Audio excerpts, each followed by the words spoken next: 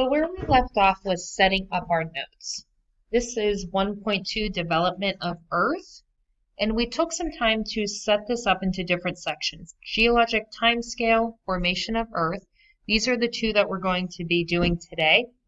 Then you have model of Earth and its parts, Earth's composition, early atmosphere, and formation of oceans. These ones we'll be pulling from the tech book. I'm going to pull this up. I will zoom in so that it's hopefully nice and easy to see.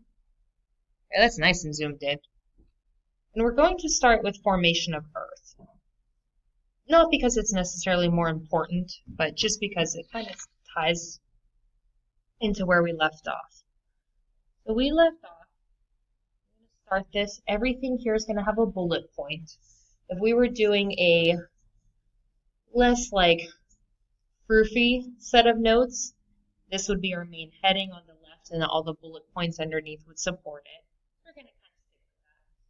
We left off that the formation of Earth first started with the Big Bang. Big Bang theory hypothesis states that Earth originated 13.8. BYA is billions of years ago. This is something that when we get to the geologic timescale, we'll be using a lot of. BYA, billions of years ago. And what we had talked about and watched was that there was this singularity that was very hot, very dense, and then there was a fast expansion of matter. I referred to it as an explosion. In the YouTube video, they very specifically said it's not an explosion. As kind of a technicality, what's your definition of an explosion?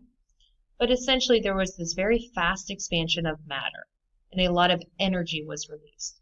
You had a lot of this energy flying around throughout space.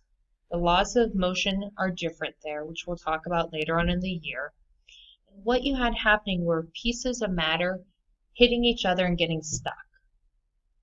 As that was happening, we got what we consider now Earth. And then as fast material hit Earth,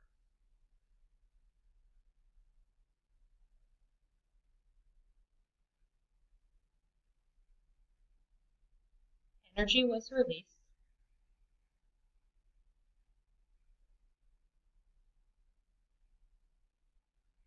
And the molten surface was made.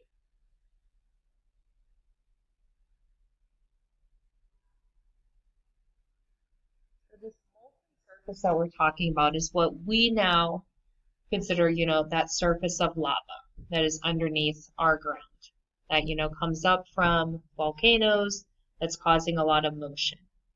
That was initially all Earth was.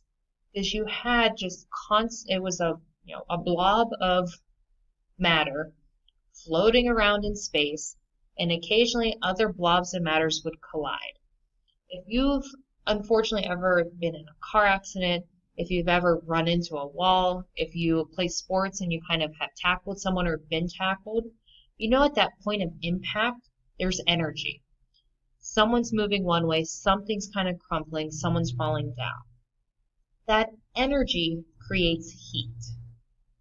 And from that heat, that's how we got that molten, kind of liquid, hot, bubbling, boiling surface.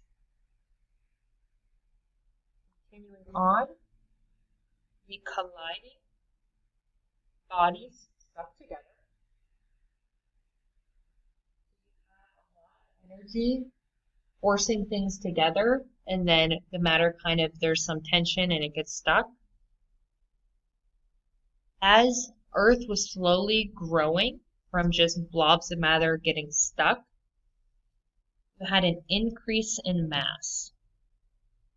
One of the major laws in physics is that the more mass an object has, the more gravity it has. It has to be really, really, really heavy to have its own gravitational pull. It used to be a good Yo Mama joke back in the day. Your mom was so fat that she has her own gravitational pull. But the more mass that Earth acquired, the more gravity it had. And then you can kind of imagine the more gravity it has, the more it's pulling in more matter. Then here's a really big idea. We will talk about this all throughout the year. The more dense materials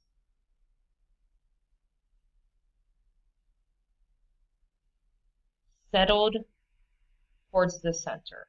We'll just say settled down.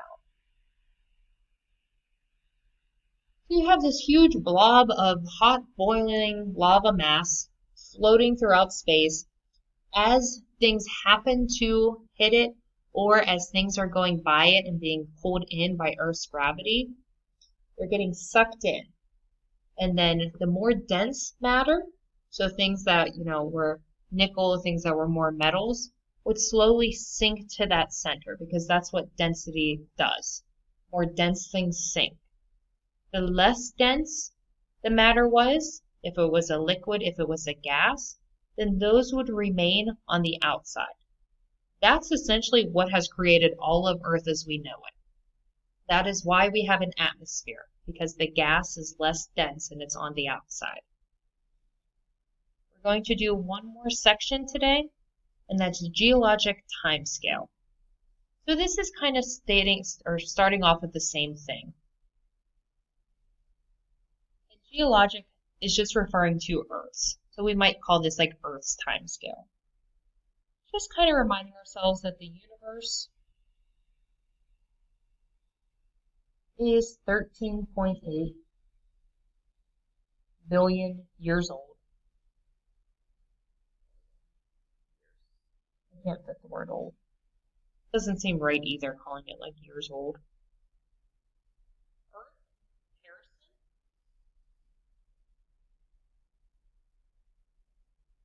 is only 4.6 billion years old.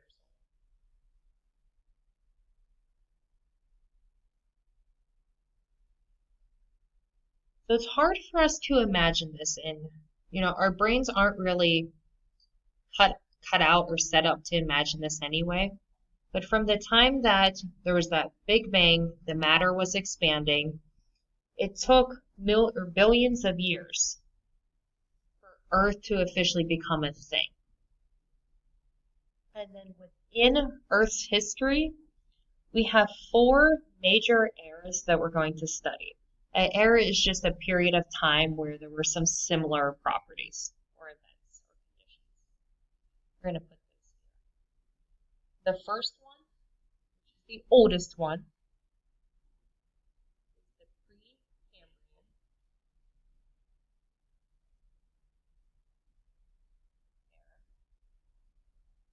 And I apologize, I know my handwriting's not the best. This is Brian. You can see how that looks like an N. It is not. The Precambrian era, 4.6 billion years ago. So from the origins of Earth to 570 million years ago. So this was a super, super, super long time. This is the longest era in Earth's history. The second one is the Paleozoic Era.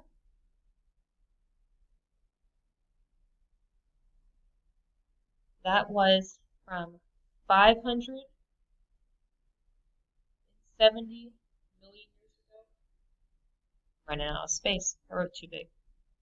252 million years. So we're still talking in the millions of years, but you can see this is slightly shorter.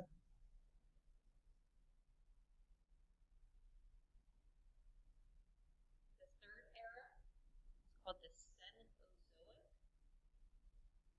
I'm going to leave out the word era so I have more space,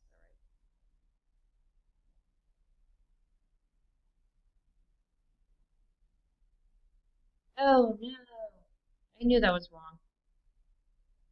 Making a video and I still messed up. I'm not redoing this.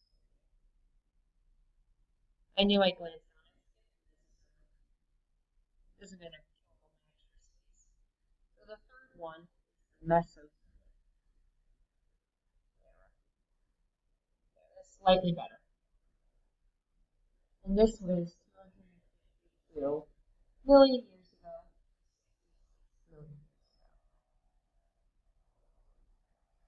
I'm going to recap this. I apologize that that's such a mess. And then lastly is our Cenozoic. I remember Cenozoic because it starts with a C, and that's our current era. That is 66 million years ago.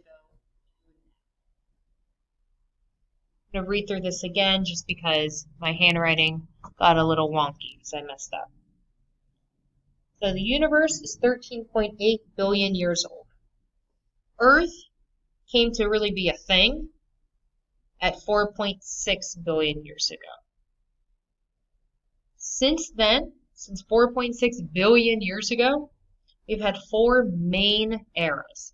Within these, they could be broken down into smaller ones, but these are the main ones we're going to talk about.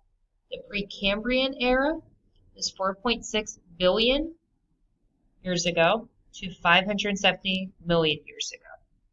The Paleozoic Era is 570 million years ago to 252 million years ago.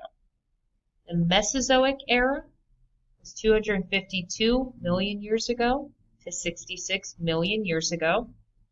The Cenozoic Era, which is the one we are currently in, was from 66 million years ago till now. So as you can see, we're talking about a much bigger time frame than you typically do. We will talk about all of these in much more detail, but this is just kind of our start to take a look at it.